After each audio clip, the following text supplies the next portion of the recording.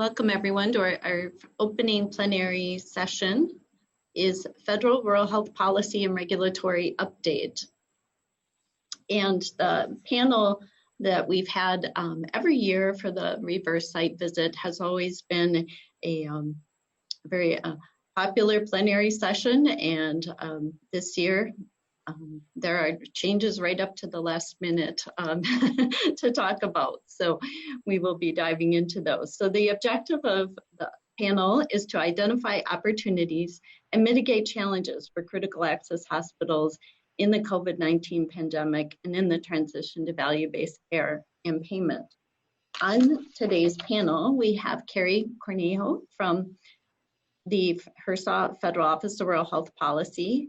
And Carrie is a policy coordinator. In this role, she oversees analysis and advises on regulatory, legislative, and other policy issues affecting rural health care in their communities. Carrie first joined the Federal Office of Rural Health Policy in December 2016 as a public health analyst in the Policy Research Division.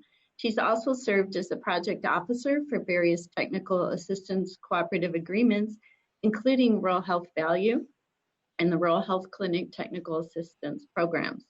Prior to joining F4HP, she worked in HRSA's Office of Planning, Analysis, and Evaluation, the Center for Medicare Medicaid Innovation, and NORC at the University of Chicago. Also joining us is Brock Slabaugh. Brock joined the National Rural Health Association, or NRHA, in 2008. He was a rural hospital administrator for more than 21 years prior to joining NRHA. As Senior Vice President for Member Services, Brock specializes in rural health system development that encompasses population health and the varied payment programs moving rural providers into value-based purchasing models.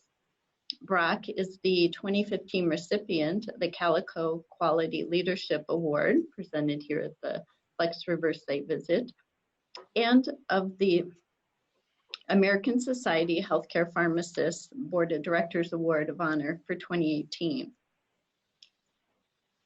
Also, we have John Seplet, and John is the Senior Director of Rural Health Services for the American Hospital Association.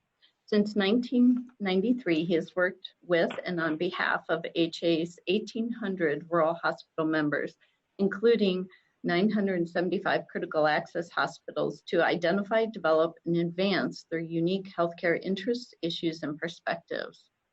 John manages the Member Services, Leadership Council, and Communications, including website, newsletters, technical advisories.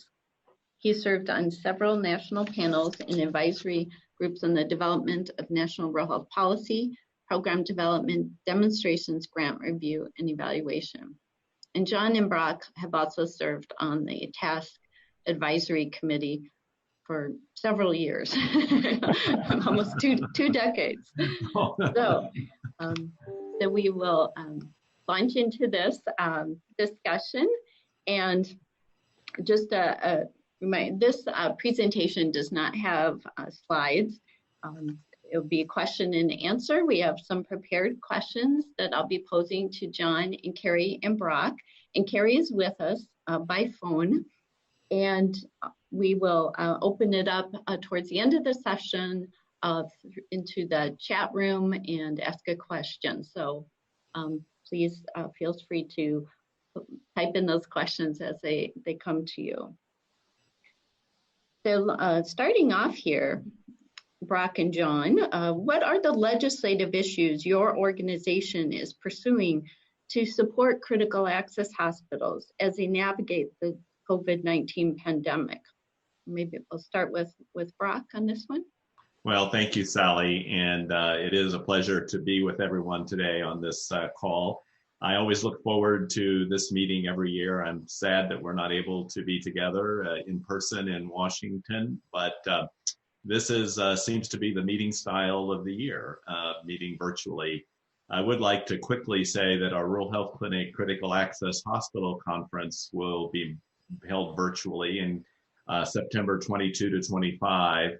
And I know Sally and John and others and Carrie actually from F4HP are very involved in that. So please go to ruralhealthweb.org and make an effort to see about attending that. I'm looking forward to the content all being online this year, which I know some have said can be really useful in registering more than one person that in terms of expense, that helps a lot. Thank you, Sally, for the question on legislation. This is the season, it seems, of legislation when typically everyone is looking to get outside of Washington now, which is the swamp this time of year, and no one wants to be in Washington in August, least of which the politicians are all there, mostly wanting to get back to their districts and to their states for election, which is coming up in November. And I know that they are anxious to get the fourth COVID-19 relief package through Congress. We're pleased that they seem to be making some progress, although the top line issues are still under debate. And Maggie, our Vice President for Government Affairs, expects something to move by the end of the week. And they may actually be staying in town longer in order to accomplish the passage of this bill. We are happy to know that in the Senate version of the bill, which Leader McConnell, Mitch McConnell, is actually doing the managers, he's managing the bill himself in the Senate. He introduced the Health Economic Assistance Liability Protection in Schools Act. And there are a couple of important rural provisions within that. One is the delay of the date in which providers must begin repaying Medicare accelerated and advanced payments.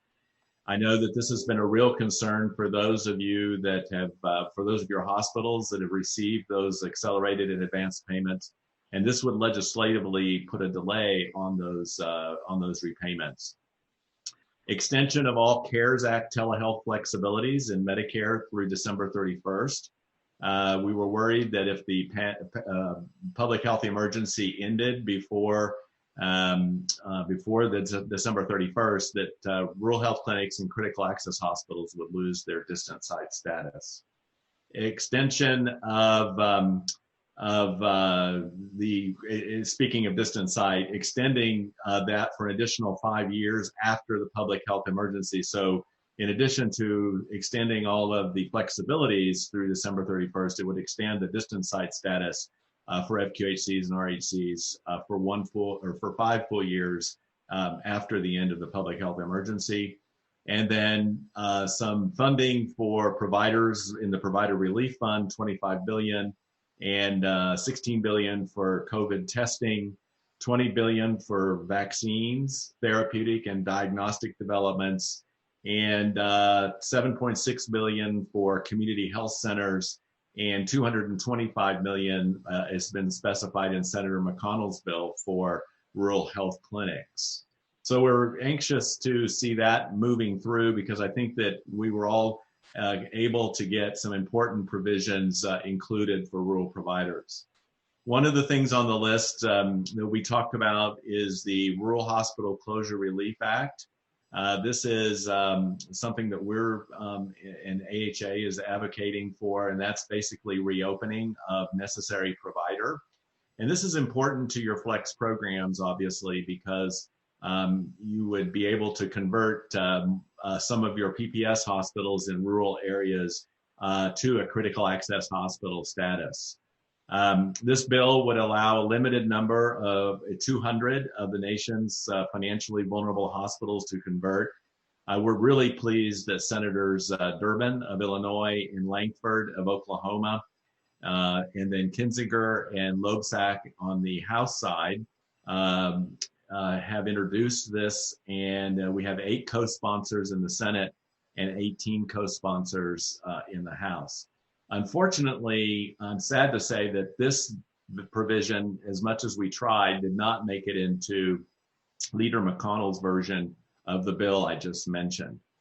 The other pieces of legislation, just really quick, is the Save Our Rural Health Providers Act. And that's Senate Bill 3823. This provides for carve-outs in the Provider Relief Fund for rural providers specifically. And Senators Manchin, Hyde Smith of Mississippi and Murkowski all have been co-sponsors of this particular bill. And then we have the Immediate Relief for Rural Facilities and Providers Act. And this establishes an emergency loan and grant program for rural health providers. And so we've been working with Senators Barrasso of Wyoming and Bennett of Colorado on this important piece of legislation that would provide relief to rural hospitals to help address the COVID-19 crisis by using an emergency mandatory one-time grant to CAHs in rural PPS hospitals, which equals $1,000 per patient day for 3 months to stabilize loss of revenue. Again, this particular provision, we're still working to try to get it included. We did not make it into Senator McConnell's actual bill that is going through for the COVID round 4 funding. So with that, I'll turn it over to John for any other legislation that might be of importance and maybe some discussion on that after that. Great. Thanks very much, Brock. I appreciate it. Thank you, Sally, for facilitating. And hello, Carrie. What Sally, Brock, and I have in common is that we've been part of this reverse site visit since its inception. And it's great to meet with you once again and continue the tradition, even though it's virtual. And I have to do a quick shout out to my friends at the University of North Carolina. If you see the background behind me, it is a poster size of their infographic on what is rural. So thank you to Randy, Sharita, Mark, and Christy for giving me that autographed version of what is rural. With respect to our legislative issues, as Brock mentioned, we have a robust advocacy agenda for rural hospitals in this legislative session. As he has mentioned, we are supportive of the Critical Access Hospital Expansion Act that would reopen the necessary provider designation for state designation. We have some other bills that we think are priorities for rural hospitals, specifically critical access, such as extending and renewing the Frontier Community Health Integration Extension Act, which was a 5-year demonstration project that we would like to see extended and expanded for new models of healthcare delivery for critical access hospitals that are located in sparsely populated areas, frontier areas. We want to see the 96-hour rule removed permanently. That's the physician condition of payment for critical access hospitals. We want to see an expanded Conrad 30 program to include J-1 visas to 35 foreign physicians per year to Hhs and MUAs, and allow reallocation of slots if states don't use their allotments. We'd like to see passage of the Opioid Workforce Act, which addresses existing shortages by adding 1,000 Medicare-funded training positions to approved residency programs in addiction medicine, addiction psychiatry, or pain management. We'd like to see the Healthcare Workforce Resilience Act made law, which makes previously unused immigrant visas available to nurses and physicians for up to 90 days after the end of the declared national emergency for COVID-19. We'd like to see eliminating the Provider Relief Fund Tax Penalties Act enacted. This is a bipartisan proposal to ensure that the vital funding through the Public Health and Social Services Emergency Fund and other programs in response to COVID-19 are not taxable. We'd like to see the Seeding Rural Resilience Act, which was introduced in both the House and the Senate last year, a bipartisan bill that would create 3 initiatives to promote mental wellness and mental health awareness in rural America. It would require the USDA to provide voluntary stress management training to its related agencies. There'd be a partnership between HHS and USDA to create a $3 million public service announcement to increase public awareness around this issue. And it would require collaboration among state, local, and non-governmental stakeholders led by the Secretary of Agriculture to determine the best practices for responding to farm and ranch mental stress. As Brock mentioned, there's another emergency relief fund being considered in the Senate, and we would like to see an additional $100 billion included in that provider relief fund. We estimate that without further government support, hospital margins in the second half of 2020 could lose 7%, with half of all hospitals operating in the red. And of course, that's an average. So you can imagine low volume rural hospitals would be particularly challenged during the second half of the year. We want to urge our senators to include full forgiveness for Medicare accelerated payments, to support frontline caregivers, and to provide liability protections for frontline medical providers and facilities, as well as maintaining health benefits for individuals and families. And finally, we're urging Congress and senators not to include the next COVID-19 relief package any surprise billing legislation. We want to completely remove the patient from the negotiated middle of the payment disputes between insurers and providers and move this discussion towards a negotiated rate setting approach, which would be in the best interest of everybody. So those are the advocacy priorities that we're emphasizing as part of our agenda this year. Thank you, John. Thank you, Brock, for discussing the legislative issues so important with COVID-19. Now we'll move to what are some of the regulatory issues that critical access hospitals and the rural health clinics face in response to the pandemic and recovery, including upcoming proposed rules or funding to be aware of. And we'll start with Carrie from F4HP. Sure. Thank you, Sally. And thank you, John and Brock. It's great to join you this year. This is my first time on the panel, so also thank you to everybody else. I'm sorry that it can't be in person this year, and I'm also sorry I can't be on video. It turns out the internet today in Washington, D.C. is causing me some problems. I was just recently on a quick trip up to a family cabin in the Adirondacks in rural upstate New York, RUCA code 10, and in recent years there have been some great advances in broadband up there, and I had no problems with my internet. So unfortunately, I'm only joining you by phone today. But in terms of, the biggest regulatory issue right now for critical access hospitals and rural health clinics, I think is really just staying on top of all the changes associated with the public health emergency. It's really kind of been a fire hose recently, with the federal government really moving quickly to put a lot of flexibilities out there to help these providers respond to the pandemic. There are a number of policies that are specifically relevant to critical access hospitals and rural health clinics. CMS has some nice summaries on their COVID website, and there's a lot of information there. And you can kind of go through and see those sections that mention cause by name, mention rural health clinics by name. And I also just want to mention quickly the executive order on rural health and telehealth access that just came out this week, with the purpose of putting out that executive order on improving the health of rural Americans by basically improving access to care. There were a number of sections there, but in the regulatory arena, there was a section specifically talking about expanding flexibilities beyond the public health emergency, putting out regulations within 60 days of the executive order. And it cited two specific areas that are, especially relevant to rural providers, rural communities. And the first is the additional telehealth services offered to Medicare beneficiaries through some of these flexibilities. And then also the services and reporting staff and supervision flexibilities offered to Medicare providers in rural areas. And then we saw two recent rules. There were some interim final rules with flexibilities, and then CMS just this week put out their proposed physician fee schedule and outpatient prospective payment system rules that talk through some of these issues, and they're open for comment right now, just opened up this week.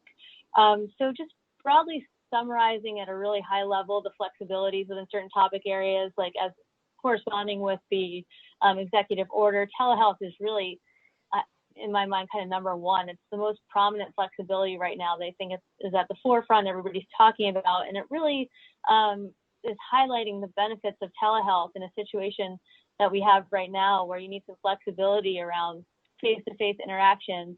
It's really crucial when we're thinking about infection control, what services you can provide remotely, and then also being able to provide services to patients who might be concerned about coming in right now because of COVID. And prior to COVID, the Medicare telehealth regulations were pretty tightly constrained based on the legislative language. and the interpretation of what telehealth means there is pretty strict. I know in recent years, CMS has kind of verged into defining telehealth versus telecommunications. But now, due to some of the legal regulatory changes, policy changes, beneficiaries can access telehealth from the safety of their homes right now. So kind of in that official terminology, the beneficiary's home can be the originating site for telehealth. Previously, they had to be, for the most part, at a healthcare facility to receive the telehealth services.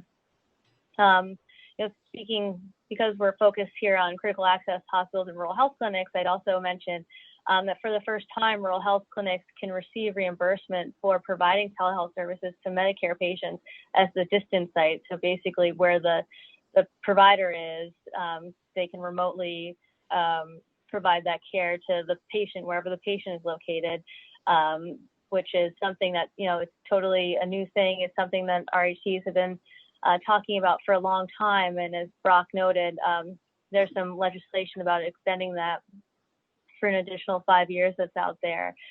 Some additional flexibilities, providers and patients can use common platforms like FaceTime and Skype for telehealth. We've heard in rural settings in particular that's been really helpful, especially for a rural health clinic that might not have all the telehealth equipment that requires purchase and contracts. They can just easily get on some type of system that a lot of people already have on their phones. You don't have to go and make that extra investment in a telehealth system right now. But of course, not everybody has access to smartphones or the internet, or maybe they're not comfortable with it. So CMS has allowed some audio-only services to be considered telehealth services. So you can have a telephone call, and that could be considered telehealth in some instances. Right now, there's a wider variety of services that are reimbursable as telehealth services. And in the physician fee schedule rules, CMS had proposed making some of those permanent and then kind of extending the period on some others and evaluating those additional services over a period of time. And of course, with the executive order, with what CMS is doing and what has been said, there's a lot of momentum now to make these changes permanent. So a lot is changing in the telehealth world. Also, right now the geographic restrictions are lifted. So it doesn't matter if the originating site where the patient is rural or urban. Everybody with Medicare has access to telehealth services. And of course, these are just the Medicare policy changes that I'm talking about. A number of state Medicaid programs have also implemented flexibilities around COVID. And MACPAC, which is the Medicaid and Chip Payment and Access Commission, they advise Congress on Medicaid policy. They have a nice summary of the flexibilities across the 50 states on their website. I definitely recommend that as a reference. Workforce is another area where there have been flexibilities. One area has been physician supervision, and some provisions allowing for this, allowing telecommunications technology to be used to provide that physician supervision. And there's also been some flexibilities and requirements for facilities. So some flexibilities around location requirements, physical space, flexibilities to reduce some of the burden around the quality assessment and performance improvement or QAPI program requirements, and some changes around EMS and allowing for transfer to non-hospital facilities. So I will stop there. I just wanted to, kick it off by giving an overview of some of these COVID-related changes and allow John and Brock the opportunity to chime in. Okay, we'll first go to John for your perspective on the regulatory issues. Great, thanks, Sally, and thanks, Carrie. And the timing of this broadcast is really fortunate because there's been a lot that's happened in the past week, and it's really kind of remarkable what's coming out of the administration and through rulemaking, and we really need to spend some time with it on that with you. As Carrie mentioned, the President's executive order on improving rural health and telehealth access came out this week, and it includes 4 components. The first one of them is expansion of telehealth flexibilities, which Carrie has covered very carefully and thoroughly. the interesting thing is that the physician fee schedule proposed rule is the vehicle by which many of those flexibilities are being codified. So when you spend time looking at the physician fee schedule rule, you see a lot of the things that came out in the executive order with respect to improving telehealth access. I'm not going to spend time on that because Carrie's already done a great job with it. The other elements, though, include launching a new payment model for rural health care, developing and implementing a strategy to improve rural healthcare infrastructure, and creating a report describing policy initiatives to improve rural health. These are the other three elements of the executive order. With respect to new payment models for rural healthcare transformation, there's a huge window of opportunity here for us. Here, the executive order requests within 30 days a new model to test innovative payment mechanisms to ensure that rural healthcare providers are able to provide the necessary level of quality of care. Well, what does that mean? Well, what we think it means, it gives CMMI the opportunity to demonstrate and expand on the demonstrations that they've been working on in the past. And those would include accountable care organizations and the advanced payment model, or perhaps even the ACO investment model coming back. It would include bundled payments of care improvement. It would include the rural community hospital demonstration, the FDIF demonstration, and global budgets, which could be a huge step forward for us. It would also include frontier extended stay clinic demonstrations. The point is that this new payment model window is an opportunity for CMMI to do tremendous things with the experience that they've had in these demonstrations in the past. Another one then is the investments in rural healthcare infrastructure. And here the order instructs the secretaries for HHS and agriculture to work with the FCC and other federal agencies to develop and implement a strategy to improve rural health by improving the physical and communications healthcare infrastructure improvement to rural Americas. Well, what does that mean? That means broadband and 5G. It means putting investments out there to move that forward and making it more accessible. Now, sure, it's available in Saratoga and up in the Adirondacks, but there's other rural communities that don't have that level of broadband yet. And then the third one that I'll touch on is the report. There's a report on the policy initiatives to improve rural health. So within 30 days, the secretary has to submit a report on upcoming policy initiatives to eliminate regulatory burdens, to develop rural-specific efforts for prevent disease and mortality, to reduce maternal mortality and morbidity, and to improve mental health in rural communities. This is a big deal and a huge opportunity for rural. Now, also, two other rules were proposed this week, which are really important to rural hospitals and critical access hospitals as well. One of which is the Outpatient Prospective Payment System rule. Now, critical access hospitals don't have to worry about the payment structure because they're reimbursed at cost, but there's a lot more in that rule that meets the eye, beginning with the 340B drug payment policy. And while we're hopeful that critical access and sole community and Medicare dependent hospitals will be exempt from this, the agency is proposing to pay certain 340B hospitals for drugs purchased through the 340B program at average sales price minus 29%. That is a huge cut to safety net hospitals who are working with this program to provide drugs to vulnerable populations and their beneficiaries. Another change is in the level of supervision of outpatient therapeutic services. This is a positive change that's coming forward, and it changes the minimum default level of supervision for non-surgical extended duration therapeutic services to make the level of supervision consistent with the minimum required level of general supervision that's currently required by hospital outpatient services. It would also include virtual presence of physicians through audio and video real-time communications technology subject to clinical judgment. And then a third component of the outpatient rule that's important to us is star ratings. And CMS is going to go back and revisit and explore ways to improve their methodology, which we think is an important step forward. Now, the physician fee schedule was also proposed this week, and much of that really covers the telehealth issues that Carrie was referencing as part of the president's executive order. But what I wanted to draw to your attention is the proposals regarding professional scope of practice and related issues that is included in that physician fee schedule, such as supervision of diagnostic tests by certain non-physician practitioners, their words, not mine. And this would allow NPs, PAs, certified nurse midwives under Medicare Part V to supervise the performance of diagnostic tests within their state scope of practice. That's a huge element of flexibility to their practices. It would also provide pharmacists with services incident to the services under the appropriate level of supervision of the billing for physician or nurse, non-physician practitioner, if it's not under Medicare Part D. A third element of this section is therapy assistance furnishing maintenance therapies. It would make permanent the CMS's Part B policy for maintenance therapy services by granting physical therapists and occupational therapists the discretion to delegate performance of maintenance therapy services as clinically appropriate to a therapy assistant, again, allowing more flexibility.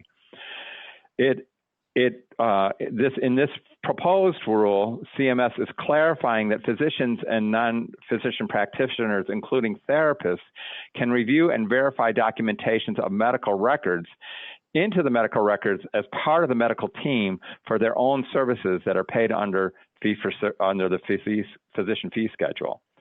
And then it also allows teaching physicians to use audio-video real-time communications technology to interact with residents through virtual means. That means teaching physicians can provide the necessary direction, management, and review of a resident's services through audio and video real-time communications technology, which opens up a window of opportunities to those who have rural training tracks.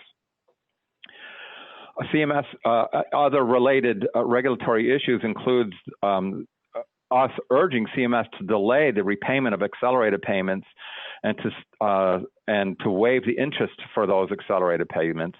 A thing that I want to bring to your attention is a recent judicial decision where a judge has barred the enforcement of public charge. Public charge is still out there and something that we need to consider. To review, that rule is limiting the ability of legal immigrants to adjust or extend their immigration status or gain full citizenship based upon their receipts of public benefits, including Medicaid. And we were one of 5 organizations that joined in a Friend of the Court Act to support California's challenge of this rule. The IRS last week announced that it's expanding the July 15th extension for the tax-exempt hospitals to meet their community health needs assessment. So if you're one of those critical access hospitals that fall within April 1st to December 31st, your deadline has been extended for that purpose.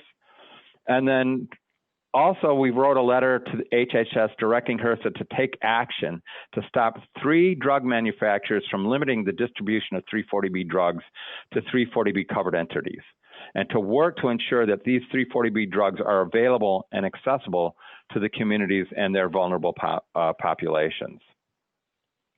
And then HHS has released reporting requirements for hospitals and other healthcare providers that received relief under the CARES Act, and these reporting systems will be available beginning October 1st. Healthcare providers must report on how they spent these relief grants by February 15th. The reporting requirements will apply to healthcare organizations that received 1 or more requests exceeding $10,000 from the CARES Act. And HHS said it will release this detailed reporting instructions by August 17th. So there's a lot coming our way regulatorily and administratively as a result of what's happened in this past week alone. Yeah. Thank you. Thank you, John. You're welcome. And I'll turn it to Brock for comments. Thank you. Thanks, Carrie and John, for a terrific listing of important regulations. Let me just spend a minute or two talking about some of those and maybe amplify some of the messaging. On the telehealth distant site status for FQHCs and rural health clinics, one of our priorities with this regulation that was waived really for them to be able to provide these services, and then having legislation making that, we're very concerned about the $92.03 for the reimbursement. So we're wanting to make sure, and we're talking with both CMS, HHS, and Congress on making sure that the all-inclusive rate for rural health clinics is the payment for those encounters in the rural health clinic space. On 340B, John's exactly right. I guess I'll put a more exclamatory point on it. Make no mistake, the 340B program is under attack. We're seeing unprecedented activity from drug manufacturers. Merck and Sanofi are two to name. Merck has sent a letter to all of your providers asking, almost threatening, that unless you submit all of the data that you're collecting internally on your 340B program in order to avoid duplicate discounts with the Medicaid program, somehow they're going to restrict your access to 340B. I want to make it very clear, there's no statutory or regulatory authority for Merck to be doing this. If you and your hospitals are confident that you're not duplicating discounts with the Medicaid program in their states, then there's no reason to be submitting this data. We think that it's an attack on the contract pharmacy program and trying to get more information on how that is operated within communities. The other regulatory issue that has created lots of confusion is the reduction of the Medicare, the Paycheck Protection Program from the SBA, and it being offset on the cost reports of our providers, which is going to basically lower Medicare reimbursement by the amount of the Medicare amount of the PPP loan or forgiven loan. And the CMS put a back channel, as they called it, order out to the MACs to do that reduction. We've since received word that CMS has talked to the MACs and have withdrawn that request. And we're now waiting to hear final word from CMS on their position on the discounting of that. Our position is those PPP funds were distributed by Congress for the benefit of rural hospitals, not to refund or increase the Medicare trust fund, Part A trust fund. So we don't think that the intent of Congress was for those to be recouped, if you will, on the cost report of providers. And then, as John mentioned, under the terms and conditions on the provider relief funds, a lot of confusion about this. And I've heard a couple of providers that have actually returned money already because of their concern about meeting some of the requirements from HHS. They extended the reporting timeline to July 31st of next year. So the way I see this is that I would encourage providers to actually look at the cash flow time horizon for that entire period and begin to look at the loss in revenues and begin creating a narrative through this time, recording those in your governing body minutes to reflect the amount of business that has been lost in your facilities due to COVID. And that will create this running track record, if you will, using a cash flow model over this extended period of time to give a more accurate picture of what's going on. If you get to July of next year and don't have anything to show, then you're going to have a difficult time recreating that number. The other thing, as John mentioned, we hope soon to get the testing elements under the single audit provisions that are going to be used to test this funding, apparently. And that's going to tell a lot, too, in terms of how this money needs to be documented going forward to next year. So there's a lot more to talk about, Sally. I'll turn it back over to you so that we can move on with the agenda. Thank you, Brock, and thank you, John and Carrie, for those comments on the regulatory issues. And yes, we knew that question in response would take longer with all the recent activity. So now we'll move on to, as we think about implementing policy and implementing the regulations or tracking on proposed legislative and regulatory changes, what are the operational priorities for small rural hospitals and clinics? What should they be focusing on? And we'll start with John on this one, then go to Carrie and Brock. You know, the operational priorities are several and complex. My response to this question, though, is I'm going to reference some guidelines and some resources that are out there and available to the field. I've looked at them, and I think that they're great tools that we can use with our members in the field in our hospitals. But first and foremost, what you need to do is tell our frontline workers the clinical, dietary, environmental security to take care of themselves. Our healthcare system's not going to function unless they're able to function both physically and emotionally.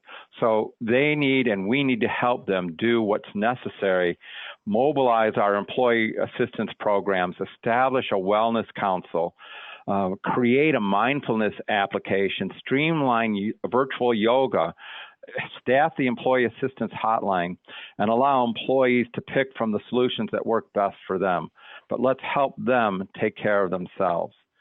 Secondly, I want to reference a COVID-19 funding sources impact rural providers guide, the guide from the Federal Office of Rural Health Policy and the Technical Assistance and Services Center supports rural healthcare providers along with their state and local partners navigate the availability of federal funds through COVID-19 and the recovery efforts. So visit the National Rural Health Resource Center's new COVID-19 collection, which is located on their website. And then the third resource I'll reference is the RHI Hubs, the Rural Health Information Hub's Rural Healthcare Surge Readiness section. And this is on their website, and it aims to provide the most up-to-date and critical resources for healthcare systems that are preparing for and providing care during the COVID-19 pandemic. And the resources span a wide range of healthcare settings, EMS, inpatient and hospital care, ambulatory care, and long-term care, and they cover a broad array of topics ranging from behavioral healthcare to healthcare operations to telehealth. So this is my recommendation to you, is that look at the tools that are out there. They're great resources, and help us help our clinical, environmental, dietary, and security folks care for themselves. Thanks, Sally. Great. Thank you, John. Important resources. I'm going to turn it over to you, Carrie.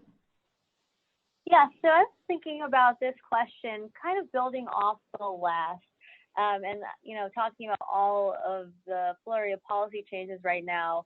I think a priority is being strategic in how to best leverage all those flexibilities and sort through and think what works best in any one community, any one setting, and then also some of the management issues that go along with this. I'm thinking, in the last question it came up about the Provider Relief Fund and the terms and conditions. I think that, it's important to make sure that, spending is being tracked under that program and figuring out what is actually being done, and thinking about the RHC COVID testing program and the terms and conditions there, how to best leverage the funds to meet not only the needs of the hospital or the RHC, but also the community.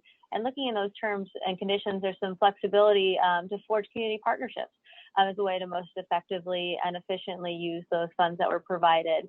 So those who receive funds could think creatively and look towards partnerships, like with schools or local employers, for instance. And I even recently heard from a provider that's actually partnering with a local dentist's office on testing, knowing that dentistry is a high-risk profession in terms of the COVID risk.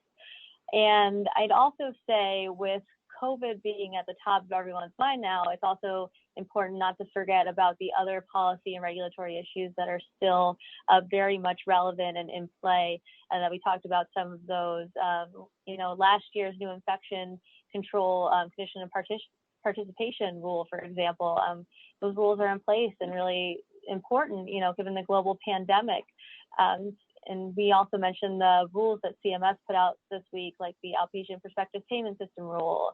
And as John mentioned, and as Brock mentioned, there's some 340B is mentioned there, though COGS continue to be exempted from some of those policies. And then also there are updates there on how the overall hospital quality star ratings can be calculated to include critical access hospitals. So something totally separate from COVID that's still really relevant.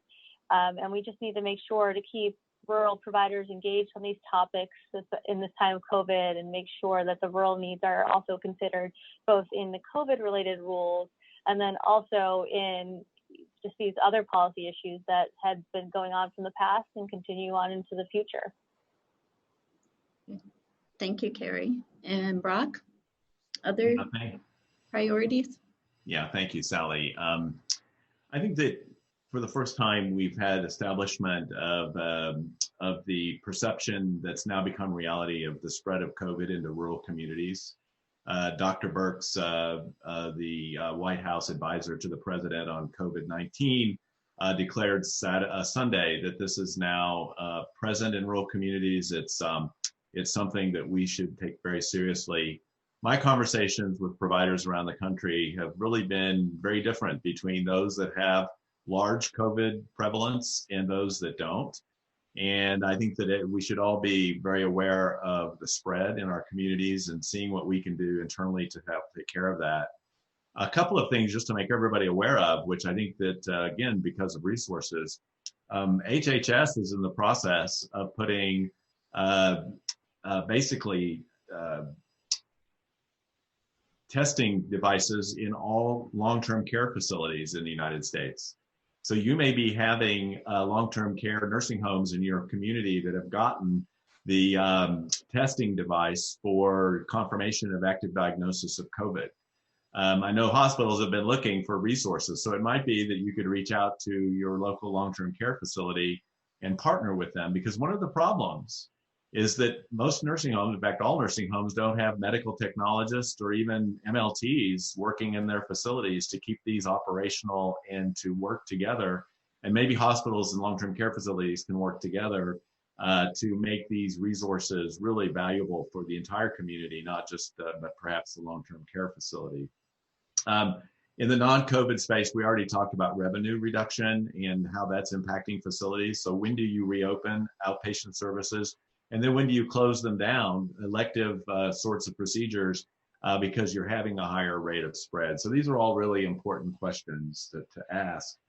And I think that most of our communities are dealing with trying to figure out how we can increase testing and then contact tracing. And what is your community doing in regard to contact tracing? And is your public health department up to the task? And I think that we need to be looking for strategies to partner on that as well. So with that, I'm going to turn it back over to you, Sally, because I think we may be, I'm not sure where we're drawing on time, but I don't want to go over. Thank you, Brock. No, we're good. We'll take one more question that I'll present to the panel, but encourage participants, if you have a question in mind, you can submit that on the lower left of the player, either the question mark or the raised hand is actually ask a question, then that's an email over to Andy. So we'll go to the next question. Maybe folks are typing those in.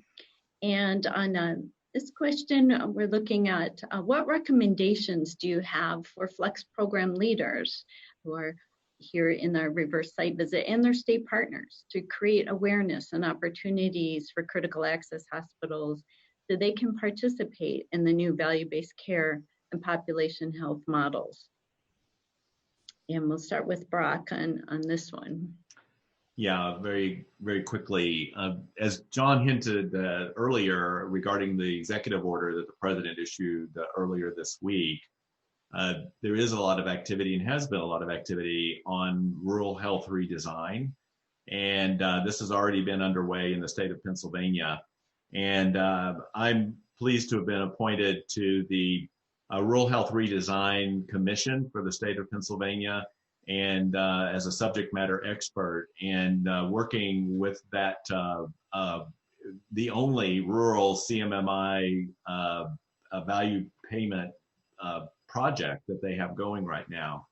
And the learning that we're getting from that has been very instructive. And I think that's something that Lisa Davis and her team there in the State Office of Rural Health have been very involved in. And then just really quickly, I'll mention the National Quality Foundation, which I'm on the Rural Measures Application Partnership. And we're working on creating rural relevant measures that can be used in hopefully what my dream is a rural quality reporting or an RQR program, which is really separate from and different than the OQR and the IQR, which can be measured against itself in terms of the cohort of those in which hospital compare type data would be developed. So that would be a longer term goal, but the NQF is working towards that, and I think CMS has that in mind as well as we go forward. So with that, I'll turn it back over to you, Sally. Okay. Thank you, Brock.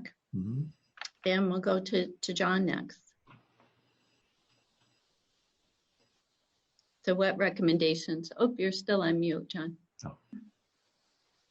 Sorry, with respect to creating recommendations and value-based care and population health models, the COVID pandemic has accelerated what we're doing, but the priorities existed before that, and it's really oriented to population health and care coordination.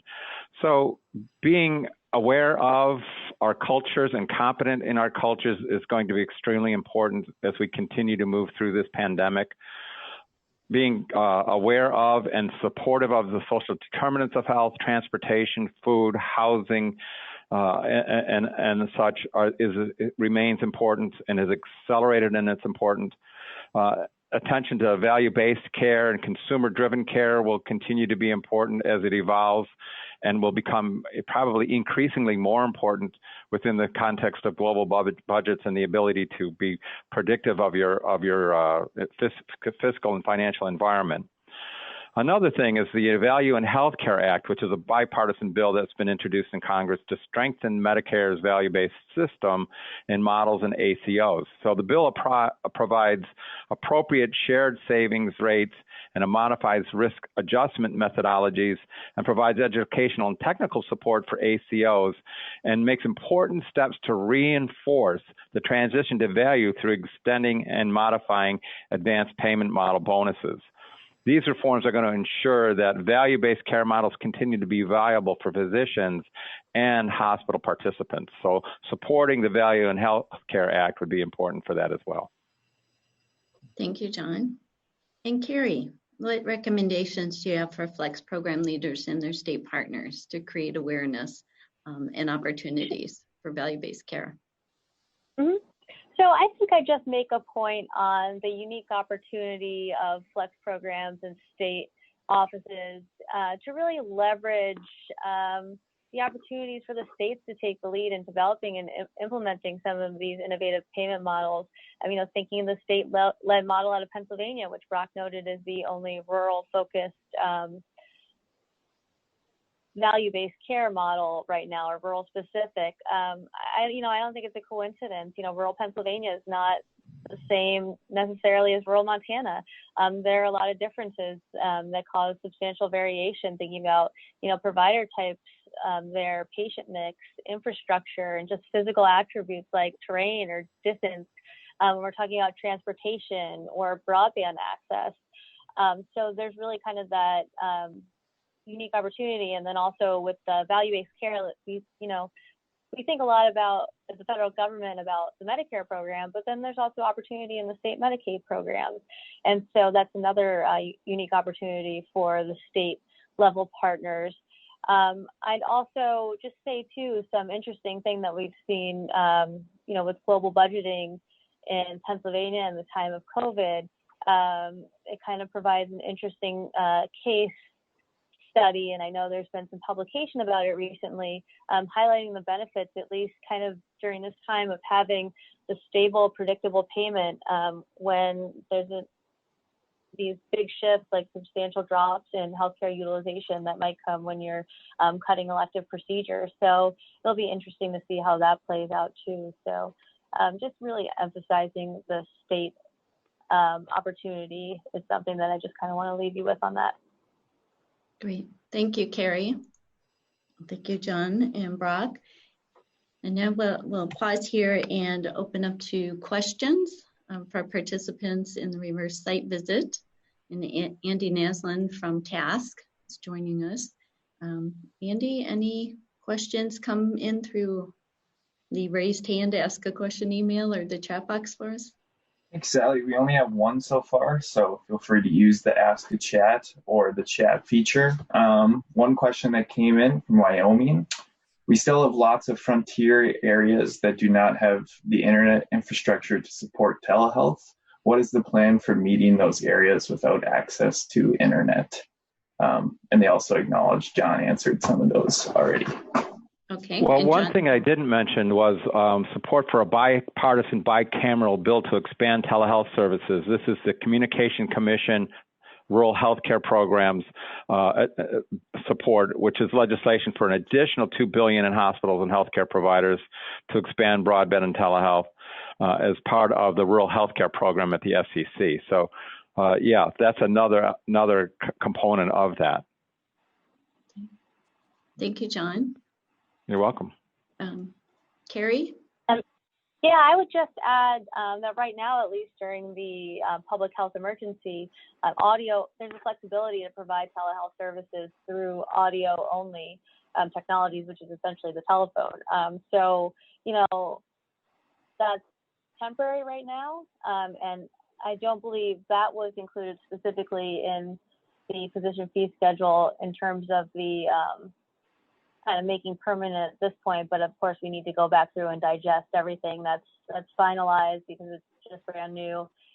But we've heard that a lot of, anecdotally at least, that a lot of people are using the audio only capabilities in rural areas just because of that very issue.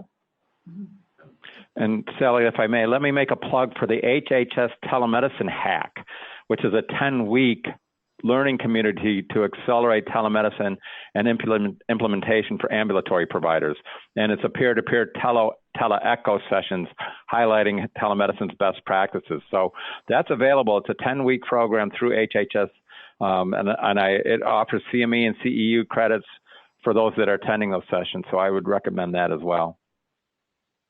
Yep, and I know some of our team have been attending those, say they're excellent. Brock, do you have a comment on this question too? I don't have any pearls of wisdom to. This has been a systemic issue that has plagued us for a long time, and I think we make progress in fits and starts, and I hope that with the attention now that we're getting on this issue, I think it is seen as not only just a healthcare issue, but it's an economic development issue for rural communities, and we need to be focusing on that as well, and hopefully engaging everyone at the federal, state, and local level to concentrate on this on a solution to these problems. Thank you, Brock. Thank you, Wyoming, for the question. Andy, any other questions? Yeah, we had a follow-up question actually on capital improvement. They said, maybe I missed this, but is there funding for critical access hospital capital improvements to treat infectious disease, specifically to remodel for negative pressure rooms? Brock, you want to take that one first? I think I know where that question's going, and so I'll take a stab here. So this is part of the vagary of the terms and conditions and the provider relief funds and what you can use them for, what you can't use them for. And this is where that narrative becomes really important in terms of your investment of these dollars to serve your community. I would think it's totally acceptable in using provider relief funds that you've received to do HVAC modifications, including negative pressure rooms, to make your services available to COVID patients in the community. I've had questions, for example, can we buy a new 32-slice CT scanner? Or 64 slice, I'm sorry, I'm getting way back in time. And would that be an acceptable purchase under the terms and conditions? Well, there again, now you're starting to get into some of the vagary of what's acceptable, what's not acceptable. I'm not going to make the decision for anyone, but I think that we need to, I think that what's critical is that narrative. What's generating the, so you're concurrently documenting that within the space of time that you're making those decisions, and really the need for this under using those funds for those purposes. Thank you, Brian. Andy, any other questions? Not seeing anything else coming through. Just a reminder to use the chat or the ask a feature, but no. Okay. Well, we'll we have a wrap-up question here that we can have our panelists respond to briefly with some keywords. Our reverse site visit theme is creating 2020 vision, empowering flexibility in rural. What resources do rural communities need to provide flexibility to create a 2020 vision for improving and strengthening rural health? So, John? I love the theme, 2020 vision, how apropos, right? I'm going to go back to Christy's slide that she opened the program with the rearview mirror thing, saying things are closer than they may seem. And I really believe that's the truth. We've been really effective in terms of staving off a lot of the crises that were coming forward in terms of the financial well-being and viability of rural hospitals. And the public health emergency funds and the accelerated payment programs and the PPP, the paycheck payment programs, have been effective that way. But it's only pushed cash flow down the road. When we're looking at empowering flexibility in rural, it gets back to new models of payment and delivery. They have to be designed and they have to be implemented if we're going to ensure a medical presence for our vulnerable rural communities. And that will require additional flexibility in the regulatory environment. It will require additional flexibility in the use of advanced practice clinicians, and it will include extending the blanket waivers for telehealth. Okay. Thank you, John. And Brock, go to you. Well, I think I share the enthusiasm for the theme this year, and I only can add that who knew 6 months ago that we would be in the place that we are today. And I think that as we look ahead, there could be equally more changes coming forward that we're not even really sure of right now. I think that where I sit is as a former user, if you will, of the Flex program, as a hospital administrator in the state of Mississippi. I found the technical assistance that was provided under that program to be incredibly valuable, not so much necessarily just for the benefits of my own hospital, but in terms of encouraging networking and collaboration with other facilities of like kind within the state, and being able to look at how we can do things together versus doing them separately, and how we can make all of our lives easier through economies of scale. And I think that I'm so proud and pleased of the Flex programs around the country, taking really what is a small amount of dollars and leveraging those for some really powerful outcomes. And so I really want to encourage the continuation of that TA and using a lot of that funding for the purposes of networking and facilitating greater collaboration. Great. Thank you, Brad. And Carrie, what resources? Sure. So, yes, and looking at the question and really kind of honing in on that piece of what resources do rural communities need. I'm kind of thinking about that in two ways.